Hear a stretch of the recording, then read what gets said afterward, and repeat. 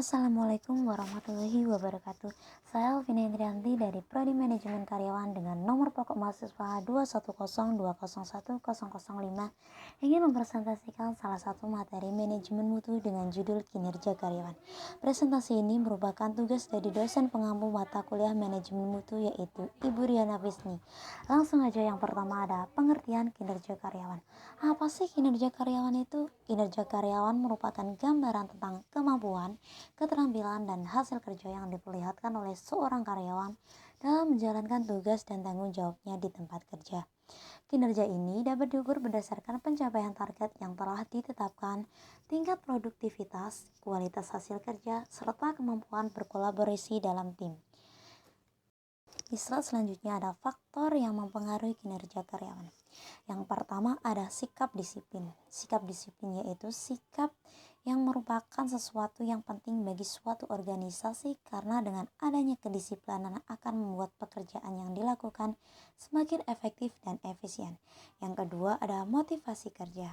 Motivasi kerja sendiri merupakan faktor yang sangat penting dalam meningkatkan kinerja karyawan. Karyawan yang termotivasi akan lebih bekerja keras dan lebih produktif lagi. Yang ketiga ada insentif dan kompensasi. Insentif dan kompensasi yang adil dan memadai juga dapat mempengaruhi kinerja karyawan. Karyawan yang merasa dihargai dan diberikan penghargaan yang layak untuk pekerjaannya akan bekerja lebih keras dan lebih produktif lagi. Kemudian ada kepemimpinan. Kepemimpinan yang baik juga dapat mempengaruhi kinerja karyawan. Kepemimpinan yang efektif dan memberikan arahan yang jelas memotivasi karyawan dan membangun hubungan kerja yang baik antara karyawan dan atasan. Sebaliknya, kepemimpinan yang buruk dapat membuat karyawan merasa tidak nyaman dan tidak termotivasi untuk bekerja. Kemudian yang kelima ada pengembangan karir. Pengembangan karir sendiri merupakan faktor yang penting dalam meningkatkan kinerja karyawan. Karyawan yang memiliki kesempatan untuk membangun dan mengembangkan keterampilan dan karir mereka akan merasa lebih termotivasi untuk bekerja dan lebih siap lagi untuk mengambil tanggung jawab yang lebih besar. Kemudian ada lingkungan kerja. Lingkungan kerja yang baik dapat meningkatkan kinerja karyawan. Lingkungan kerja yang nyaman, bersih, dan aman akan membuat karyawan merasa nyaman dan lebih fokus dalam melakukan pekerjaannya. Kemudian yang terakhir ada kebijakan perusahaan. Kebijakan perusahaan juga dapat mempengaruhi kinerja karyawan. Kebijakan yang adil dan konsisten akan membuat karyawan merasa dihargai untuk termotivasi bekerja. Kemudian ada cara mengukur kinerja karyawan. Komponen-komponen apa saja yang bisa membantu menentukan pengukuran kinerja karyawan biasanya berdasarkan satu, kualitas kerja, diukur dari anggapan atau penilaian karyawan terhadap kualitas pekerjaan yang dihasilkan, serta kesempurnaan tugas terhadap keterampilan dan kemampuan karyawan. Yang kedua ada kuantitas atau jumlah yang dihasilkan dinyatakan dalam istilah seperti jumlah unit, jumlah banyaknya pekerjaan yang bisa diselesaikan sesuai target. Yang ketiga ada on time management atau tingkat ketepatan waktu dalam mengerjakan pekerjaan yang didelegasikan. Yang keempat ada efektivitas atau tingkat ketepatan penggunaan sumber daya, tenaga, uang, teknologi, bahan baku secara maksimal dan terukur. Yang kelima kemandirian, sejauh mana tingkat kemampuan seorang karyawan untuk bekerja sendiri untuk menjaga komitmen kerja dengan instansi dan tanggung jawab terhadap perusahaan. Selanjutnya ada tahapan cara mengukur kinerja karyawan. Yang pertama ada menentukan standar penilaian kinerja, yang kedua menginformasikan standar penilaian kinerja, yang ketiga ada mengukur penilaian kinerja karyawan, yang keempat membandingkan kinerja aktual dengan standar kinerja, yang kelima ada mendiskusikan hasil penilaian kinerja dengan karyawan terkait, yang keenam ada mengambil tindakan. Kemudian di slide selanjutnya ada metode yang digunakan dalam penilaian kerja karyawan itu sendiri. Yang pertama ada 360 degree feedback. Metode ini merupakan metode multidimensi yang mengevaluasi karyawan menggunakan evaluasi yang dikumpulkan dari semua pihak yang berhubungan dengan kinerja karyawan, seperti manajer, rekan kerja, pelanggan, dan bawahan langsung. Metode ini tidak hanya akan menghilangkan bias dalam penilaian kinerja, tetapi juga menawarkan pemahaman yang jelas tentang kompetensi individu. Yang kedua ada manajemen by objectives atau MBO. Dalam metode ini, manajer dan karyawan bekerja sama untuk mengidentifikasi, merencanakan, mengatur, dan mengkomunikasikan tujuan untuk kesuksesan dalam periode waktu tertentu dengan menggunakan metode SMART, yaitu specific, measurable, achievable, realistic, and time sensitive. Metode ini digunakan untuk melihat apakah tujuan yang ditetapkan itu spesifik, terukur, dapat dicapai, realistis, dan sensitif terhadap waktu.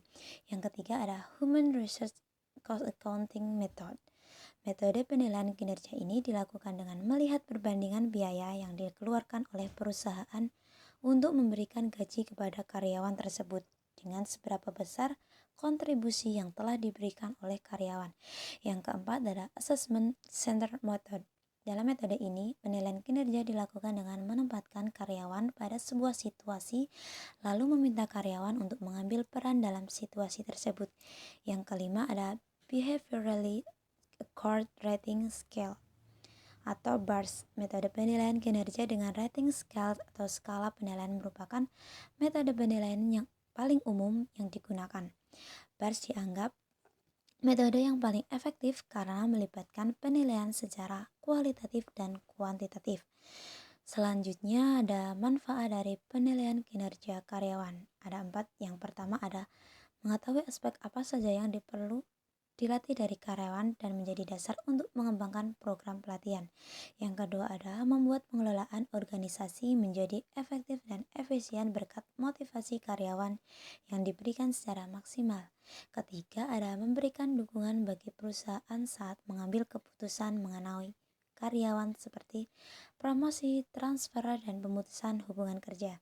Yang terakhir yaitu menjadi dasar dalam memberi hadiah atau penghargaan kepada karyawan yang layak mendapatkannya. Kemudian ada cara untuk meningkatkan kinerja karyawan. Apa saja? Mari kita lihat yang pertama. Ada memberikan pelatihan atau mengadakan training program pelatihan kerja demi menunjang produktivitas kerja SDM. Perusahaan bisa menjadwalkan training atau program pelatihan kerja sesuai kebutuhan. Memang hal ini memerlukan biaya yang tidak sedikit, tapi perusahaan juga bisa mengadakan training karyawan tanpa perlu mengeluarkan banyak anggaran. Yang kedua ada transparan dalam melakukan performance appraisal atau penilaian kerja yang lebih transparan dilakukan untuk memberitahu kepada karyawan apa performa mereka sebenarnya menurut perusahaan dan apa yang harus dilakukan untuk meningkatkan kinerja. Kemudian yang ketiga ada memenuhi hak karyawan. Sudah menjadi tugas manajemen untuk memenuhi hak karyawan. Dengan memenuhi hak karyawan, mereka akan termotivasi untuk meningkatkan kinerjanya. Hal ini mencakup upah, cuti, tunjangan, asuransi atau jaminan kesehatan, jaminan sosial, kesejahteraan, dan hal lainnya yang sudah menjadi hak karyawan. Yang keempat ada memberikan reward atau punishment. Menerapkan sistem reward atau punishment adalah cara meningkatkan produktivitas karyawan yang menerapkan sistem reward dan punishment secara adil dan transparan bagi karyawan yang berhasil memenuhi target atau memberikan kontribusi pada perusahaan.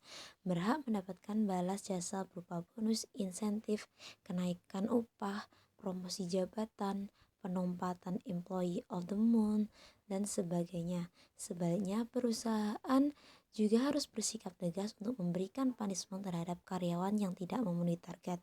Yang kelima ada memaparkan jenjang karir. Jenjang karir dengan jelas dapat memotivasi karyawan untuk bekerja lebih keras lagi.